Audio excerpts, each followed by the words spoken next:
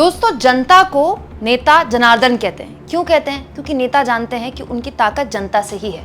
नेता कितना भी बड़ा हो, जनता जब चाहे नेता को ऊपर से नीचे पटक सकती है, और हरियाणा में जनता यही कर रही है। कुलदीप बिश्नोई, आपने इनका नाम सुना होगा दोस्तों। इनकी अपनी पार्टी थी और इनका अपना एक परिवार है, अपनी एक साख है। आदमपुर इनका इलाका माना जाता है हरियाणा में। पहले अपनी पार्टी का इन्होंने कांग्रेस में विलय किया, फिर कांग्रेस छोड़कर ये भाजपाई हो गए, और बाकायदा इनके बेटे भव्य बिश्नोई के नाम की चर्चा 6 महीने पहले जब पूरी की पूरी सीएम सहित कैबिनेट का सफाया किया था मोदी जी ने हरियाणा में, और नई कैबिनेट बनाई थी विद सीएम, तो ये चर्चा थी कि इनके लाडले बेटे को डिप्टी सीएम बनाया जाएगा। लेकिन अब हालत देखिए दोस्तों, वो लोग जो मोदी जी के खासम खास हुआ करते थे, जो मोदी जी इसे इन्फ्लुएंस होकर कांग्रेस छोड़कर अपनी पार्टी का विलय जिस पार्टी में कर दिया, उसे छोड़कर बीजेपी में शामिल हुए थे, आज लोगों के आगे हाथ जोड़कर माफी मांग रहे हैं। क्यों? क्योंकि ये तो पब्लिक है दोस्तों। हिसार का आदमपुर, जैसा कि मैंने बताया, कुलदीप बिश्नोई का गढ़ रहा है, उनके परिवार का गढ़ रहा है। तो आदमपुर विधानसभा क्षेत्र में वो अपने बेटे के लिए प्रचार करने पहुंचे थे। इनके बेटे बीजेपी के टिकट पर चुनाव लड़ रहे हैं, भव्य बिश्नोई। लेकिन हुआ ये कि भव्य बिश्नोई जब वहां पहुंचे, कुलदीप बिश्नोई जब वहां पर थे, तो उनका जबरदस्त तरीके से विरोध हुआ है दोस्तों। अब बीजेपी के नेताओं का जिस तरह से हरियाणा में विरोध हो रहा है, ये कोई नई बात तो है नहीं। हर दिन आए दिन मैं आपको रोज कम से कम 2 से 3 खबरें ऐसी बताती हूँ जिसमें कहीं बीजेपी के नेता या तो आपस में भिड़ रहे हैं, या बीजेपी नेताओं को दौड़ाया जा रहा है। गांव देहात में तो बीजेपी के नेताओं को घुसने भी नहीं दिया जा रहा है। तो भव्य बिश्नोई जब वहां प्रचार करने के लिए पहुंचे थे और लोगों के लिए वोट मांगने के लिए पहुंचे, तो लोगों ने उनका भी विरोध किया। लेकिन खबर यह है कि भव्य बिश्नोई ने वहां पर जो ग्रामीण लोग थे उनसे कुछ तीखी नोकझोंक हो गई, और भव्य बिश्नोई के समर्थकों ने या फिर भव्य बिश्नोई की तरफ से एक मोबाइल तोड़ दिया गया। हालांकि इसके बारे में कोई पुष्ट खबर नहीं है, लेकिन जबरदस्त तरीके से न केवल कुलदीप बिश्नोई का विरोध हुआ, बल्कि भव्य बिश्नोई का भी विरोध हुआ। दोस्तों, भव्य बिश्नोई कुलदीप बिश्नोई के बेटे हैं, और कुलदीप बिश्नोई जिनके बेटे हैं वो हरियाणा के पूर्व मुख्यमंत्री चौधरी भजन लाल हैं। चौधरी भजन लाल की एक विरासत है, मतलब एक बहुत बड़ी एक राजनीतिक विरासत भजन लाल की कुलदीप बिश्नोई के पास थी, और कुलदीप बिश्नोई वही विरासत अपने बेटे भव्य बिश्नोई को सौंपना चाहते हैं। और इसी जद्दोजहद में वो चाहते हैं कि भव्य बिश्नोई एक बार फिर से विधायक बन जाएं। लेकिन जब वो प्रचार के लिए पहुंचे अपने बेटे के साथ, तो वहां उनका जबरदस्त तरीके से विरोध हो गया। सुनने में तो ये भी आया है कि लोगों को दौड़ा दिया गया, भगा दिया गया वहां से। दोस्तों, भव्य बिश्नोई अभी हरियाणा के आदमपुर से मौजूदा विधायक हैं। भव्य बिश्नोई को ये लगा होगा कि विधायक जी की तरह वो जाएंगे, हाथ जोड़कर लोगों के बीच जाएंगे, तो उनका पल को पल के बिछाकर जनता उनका स्वागत करेगी, पब्लिक उन पर फूल माला बरसाएगी। तो ऐसा हुआ नहीं।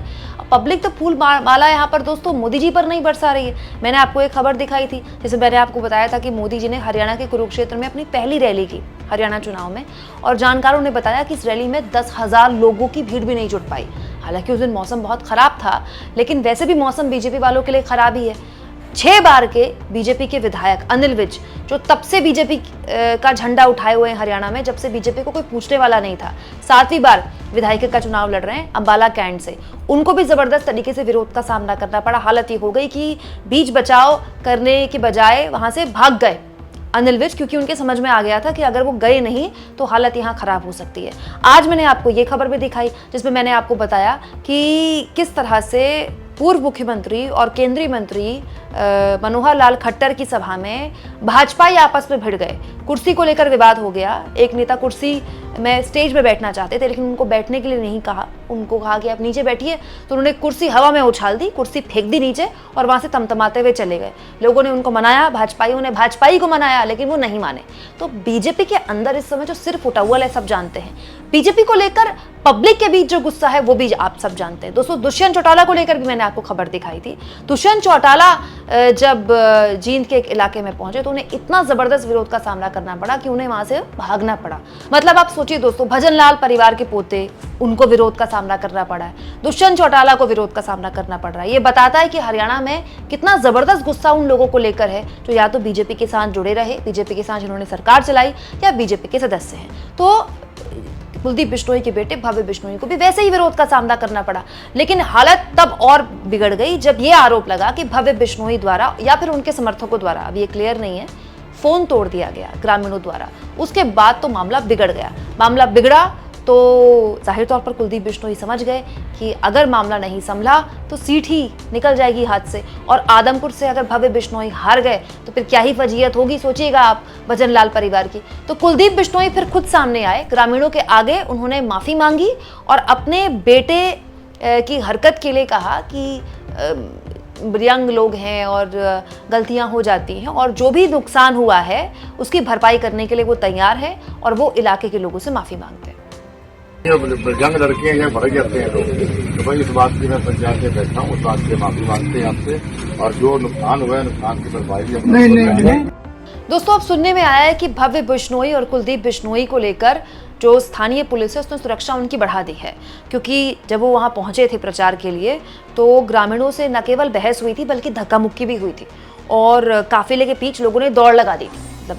उनका काफिला आगे बढ़ रहा था और लोगों ने पीछे दौड़ लगा दी थी। अलग अलग मुद्दों को लेकर कुलदीप बिश्नोई परिवार से उनके इलाके के लोग नाराज हैं, और बात भी सही है। कुलदीप बिश्नोई परिवार की एक साख रही है, फिर वो कांग्रेस में गए, उन्होंने अपनी पार्टी का कांग्रेस में विलय किया, फिर वो भाजपाई हो गए, और अब भाजपाई होने के जो नुकसान उनको उठाने पड़ रहे हैं वो न केवल उनको उठाने पड़ रहे हैं बल्कि उनके बेटे को भी उठाने पड़ रहे हैं। और स्थितियाँ, पुलिस ये कहती है कि हम इस पूरे के पूरे मामले में हम रिपोर्ट ले रहे हैं, एसपी ने कहा है कि हम रिपोर्ट ले रहे हैं, लेकिन रिपोर्ट तो सबके सामने है ना दोस्तों। भाजपा की क्या स्थिति है हरियाणा के अंदर ये तो जग जाहिर है, लेकिन बड़ा सवाल ये है, जैसे कि मैंने आपसे कहा दोस्तों, चौटाला परिवार, भजन लाल परिवार, ये तो वो परिवार है जिनके बारे में बात होती है जब भी हरियाणा की राजनीति की बात होती है। हुड्डा परिवार, चौटाला परिवार या भजन लाल परिवार, अगर इन परिवार के लोगों के युवा पीढ़ी का ऐसा विरोध है तो आप सोचिए हरियाणा में क्या जबरदस्त एक तरह से एंटी गवर्नमेंट लहर चल रही है। वो तमाम लोग जो सरकार से जुड़े रहे,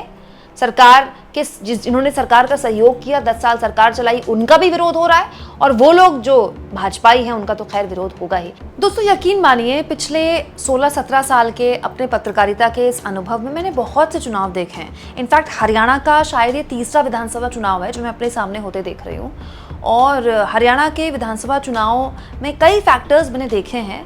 हरियाणा का वो चुनाव भी देखा है जब भूपेंद्र सिंह हुड्डा की 10 साल की सरकार को लेकर काफ़ी एंटी इनकम्बेंसी थी, लेकिन मैंने ऐसा कभी नहीं देखा, यकीन मानिए मैंने कभी नहीं देखा कि बीजेपी के नेताओं को गांव में घुसने नहीं दिया जा रहा है, किसी के साथ धक्का मुक्की हो रही है, किसी को दौड़ाया जा रहा है, और बीजेपी के 6-6 बार के विधायकों को लोगों का गुस्सा देख भागना पड़ रहा है। ये वाकई में अपने आप में एक बहुत ही अलग तरह की घटना है। क्या लगता है आपको, ये वाकई में बीजेपी के नेताओं के लिए गुस्सा है? नहीं, ये गुस्सा एक्चुअली बीजेपी ने पिछले 10 साल में जिस तरह की सरकार हरियाणा को दी है ना, जिस तरह का प्रशासन दिया है, ये गुस्सा उसको लेकर है। प्रॉब्लम ये हुई कि पिछले 10 सालों में सत्ता में आने के बाद एक ऐसे राज्य में जहां बीजेपी का बहुत बड़ा संगठन नहीं था, 2014 में बीजेपी को अभूतपूर्व जनादेश मिला था हरियाणा से। बीजेपी चाहती तो यहाँ पर अपने संगठन को जमीन पर मजबूत कर सकती थी, लेकिन सत्ता मिलने के बाद अमूमन हर पार्टी के साथ यही होता है कि जनता से उसकी दूरी हो जाती है। लेकिन हाल के सालों में हरियाणा की बीजेपी सरकार ने बैक टू बैक गलतियां की हैं, और अलग अलग मोर्चों पर हुई उन गलतियों पर उस वक्त बीजेपी को ऐसा लगा कि उसको इसका नुकसान नहीं होगा, उसको नुकसान नहीं होगा, इस नुकसान को ऐसे भरपाई कर लेगी, इस नुकसान की वैसे भरपाई कर लेगी। लेकिन जब अलग अलग मुद्दों को लेकर गुस्सा जमा होता है ना, तो वो ऐसे ही फूटता है। तो अब बीजेपी के नेताओं के केवल नाम बदल रहे हैं। ये बीजेपी के नेता का वहां विरोध हुआ, वो बीजेपी के नेता को वहां दौड़ाया गया। ये विरोध एक्चुअली में बीजेपी नाम को लेकर हो रहा है। वो हरियाणा जहां पर मोदी के नाम पर 2014 में लहर चल पड़ी, आज वो हरियाणा मोदी का नाम सुनने को तैयार नहीं है। मोदी की रैलियों में लोग नहीं जुट रहे हैं और बीजेपी के नेताओं को दौड़ाया जा रहा है, भगाया जा रहा है। ये इस बात का प्रमाण है कि बीजेपी ने कितनी खराब सरकार पिछले 10 सालों में हरियाणा में चलाई है। अगर ना चलाई होती तो 9.5 साल के मुख्यमंत्री को बीजेपी को बदलना नहीं पड़ता। आपको क्या लगता है दोस्तों? कमेंट बॉक्स में जरूर लिखें, और जितना हो सके चैनल को शेयर करें, सब्सक्राइब करें, और थैंक्स फॉर ज्वाइन, ये 2 ऑप्शन हैं दोस्तों जिसके जरिए आर्थिक तौर पर भी आप चैनल के हाथ जरूर मजबूत करें।